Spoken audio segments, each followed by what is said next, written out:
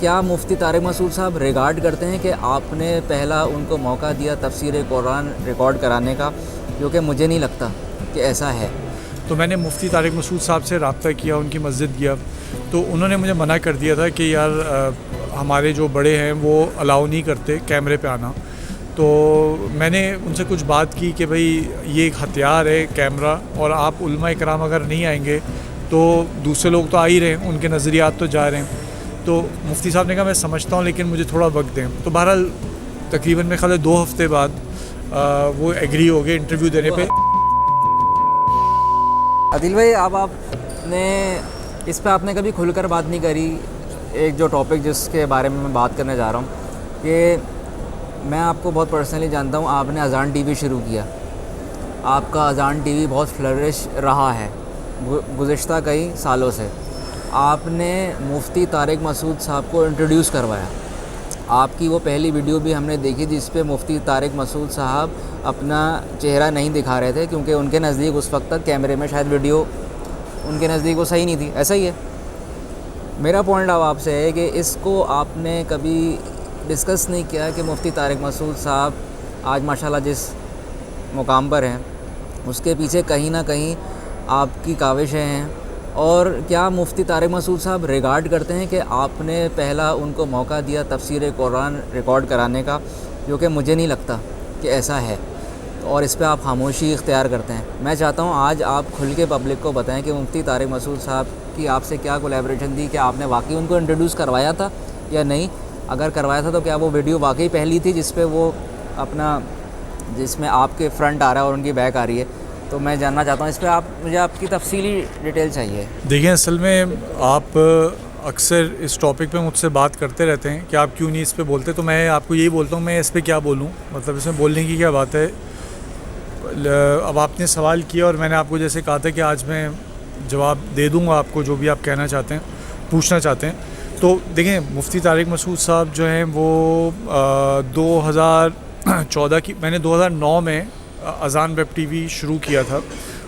اس وقت میں مختلف پرسنالٹیز کے انٹرویوز کر رہا تھا، جیسے جنرل حمید گل صاحب بھی آئے ہمارے چینل پہ، ڈاکٹر اسرار احمد صاحب، بڑی بڑی شخصیات آئیں، اور اس وقت مجھے شروع میں کافی مواقع ملے بڑے بڑے لوگوں سے انٹرویو کرنے کے، کیونکہ اس وقت آپ کہہ سکتے ہیں کوئی کمپٹیٹر ہی نہیں تھا 2009 میں، صحیح نا۔ تو 2014 تک میں اس طرح کے پروگرامز کرتا رہا تھا، یعنی کہ سیمینار کنڈکٹ کر رہا ہوں کرنٹ افیئرس کے اوپر، اسلامی موضوعات پہ انٹرویوز کر رہا ہوں، علماء کرام کے، مفتی رفیع عثمانی صاحب وغیرہ، مطلب یہ سب چیزیں چلتی رہیں۔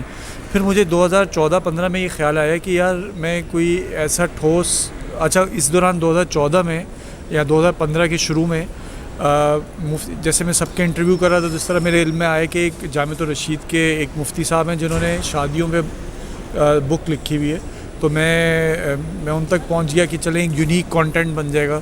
تو میں نے مفتی طارق مسعود صاحب سے رابطہ کیا، ان کی مسجد گیا، تو انہوں نے مجھے منع کر دیا تھا کہ یار ہمارے جو بڑے ہیں وہ الاؤ نہیں کرتے کیمرے پہ آنا۔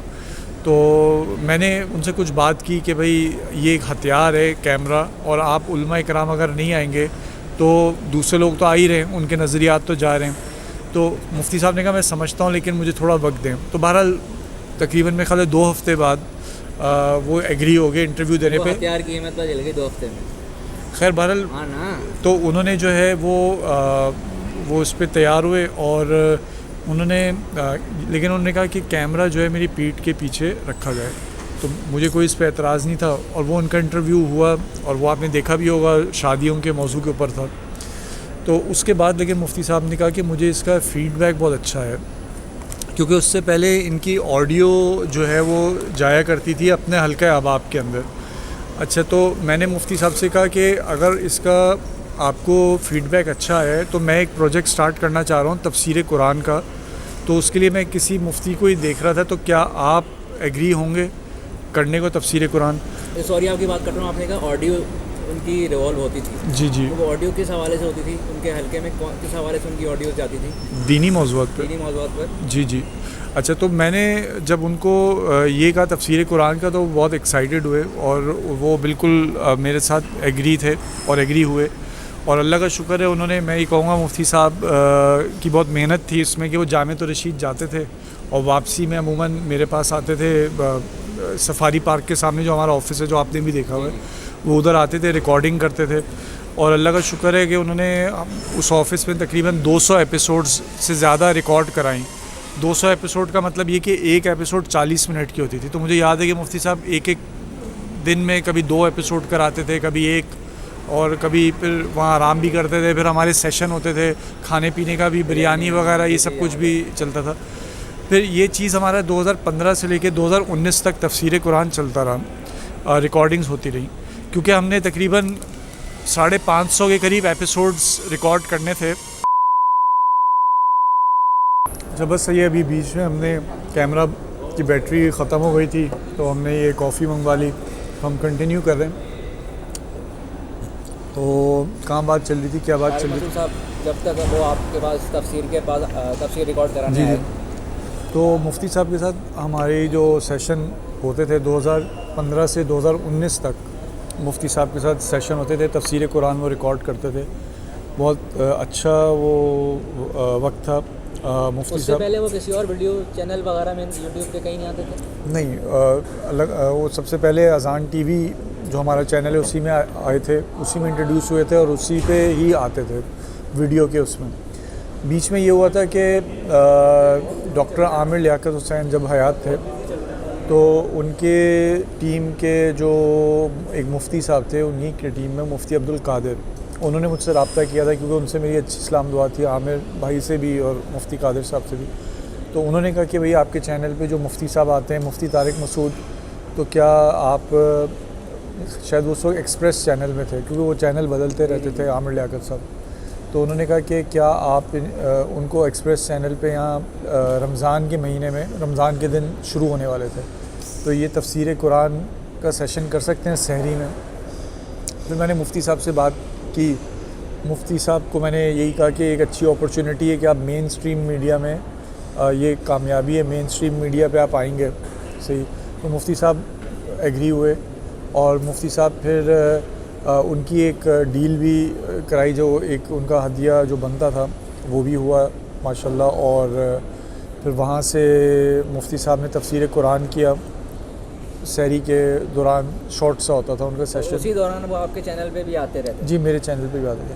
پھر 2019 تک وہ میرے چینل پہ آتے رہے. اس وقت پھر مجھے یاد ہے کہ ان کے کچھ, ان کا اسٹوڈیو بنانا انہوں نے شروع کر دیا تھا اپنی مسجد میں. 2019 کی بات کر رہا ہوں. اچھا, وہ کیوں؟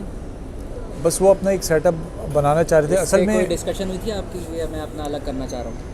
اصل میں ان کا جو ہے وہ یہ ہوا تھا کہ جیسے جب بندہ جب مشہور ہوتا ہے تو ظاہری بات ہے لوگ ان سے رابطے کرتے ہیں, صحیح نا. جب ان کے محلے کے لوگوں نے اور بھی لوگوں نے جب ان سے رابطے کیے, لڑکوں نے رابطے کیے, کوئی سافٹ ویئر انجینئر ہے, کوئی ڈیجیٹل مارکیٹنگ میں, کوئی ویب سائٹ ڈیولپر ہے, تو ان کو ایک خود ہی ایک ٹیم ان کی ڈیولپ ہو گئی, جو لڑکے ان سے متاثر تھے, نوجوان.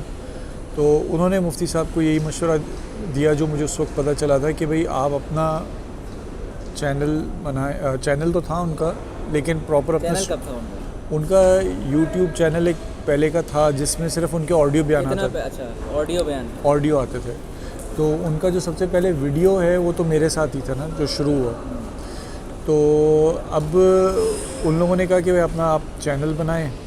تو مفتی صاحب پھر آہستہ آہستہ انہوں نے مجھے کچھ ایسی باتیں کرنا شروع کی کہ مجھے اندازہ ہو گیا کہ مفتی صاحب جو ہیں اپنا مطلب سیٹ اپ کرنا چاہ رہے ہیں. مثلا سب سے بڑی چیز تو یہ تھی, اینکر اس جیسے سوال کرتا ہوں دیکھیں جی نہیں, اصل میں سب سے بڑی بات تو یہ تھی کہ مفتی صاحب جو ہے جیسے پہلے ریگولرلی ریکارڈنگس کے لیے آتے تھے, پھر کیونکہ ان کے وہ جب مشہور بھی ہونے لگے تو ان کے اسفار شروع ہو گئے, کبھی ملیشیا, کبھی ادھر کبھی ادھر, لوگ ان کو دعوت دینے لگے. تو یعنی کہ ہمارا جو چینل تھا اذان ٹی وی, اس میں آتے ہوئے ہی ان کی اتنی مشہوری ہو چکی تھی کہ وہ اب غیر ملکی اسفار پہ جا رہے تھے. تو اس وجہ سے کیا ہوتا تھا کہ ہماری تفسیر قرآن جو ہے وہ کافی اس میں بریکس آ رہی تھیں, 15 دن 20 دن. تو مجھے یہ, میں فکر مند ہو گیا کہ بھئی میں نے تو یہ آفس اسی لیے کھولا تھا تفسیر قرآن کے لیے, تو اس طرح تو 20 سال میں بھی ختم نہیں ہوگا, صحیح. تو پھر میں نے آن بورڈ دیگر اور کچھ مفتیان کو لیا کہ آپ بھی جو ہے ریکارڈنگ شروع کر دیں. نہیں تو آپ کانٹیکٹ نہیں کرتے تھے مفتی طارق مسعود صاحب سے کہ دیکھیں آپ نے ہاں تو وہ سفر میں ہوتے تھے, اب میں ان کو فورس تو نہیں کر سکتا تھا. تو خیر پوائنٹ یہ کہ مفتی صاحب نے پھر اپنا سیٹ اپ کر لیا تھا. پھر آہستہ آہستہ وہ کیا کہتے ہیں بس الگ ہو گئے, صحیح نا. میں بھی پھر 2019 کے بعد کچھ میرے پرسنل ایشوز سٹارٹ ہو گئے تھے فیملی کے سے ریلیٹڈ, تو میں بھی کچھ بزی اس میں ہو گیا تھا. پھر بہرحال میں نے وہ تفسیر قرآن اپنے جو دیگر مفتیان تھے ان کے ساتھ کرتا رہا, اور پھر 2024 میں ابھی آ کے سب نے کمپلیٹ ہوا ہے. ابھی ریسنٹلی آپ کی طارق مسعود صاحب سے بات ہوتی ہے؟ نہیں, میری مفتی صاحب سے کوئی ایز سچ بات نہیں ہوتی.